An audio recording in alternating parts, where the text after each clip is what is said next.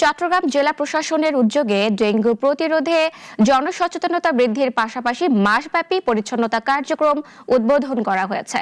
শনিবার চট্টগ্রামের DC hill প্রাঙ্গণে উদ্বোধনী অনুষ্ঠানে প্রধান অতিথি ছিলেন চট্টগ্রাম বিভাগীয় কমিশনার ডক্টর মোহাম্মদ জিয়াউদ্দিন। উদ্বোধনের পরে ডিসি হিলের আশেপাশে পরিচ্ছন্নতা কার্যক্রমের পাশাপাশি একটি জনসচেতনতামূলক র্যালি বের করা হয়। পরে সার্কিট হাউস সম্মেলন কক্ষে এক আলোচনা সভা অনুষ্ঠিত হয়। জেলা প্রশাসনের ঊর্ধ্বতন কর্মকর্তা, সিভিল সার্জন, পুলিশ সুপার এবং বিভিন্ন দপ্তরের প্রতিনিধিরা এ সময় উপস্থিত ছিলেন।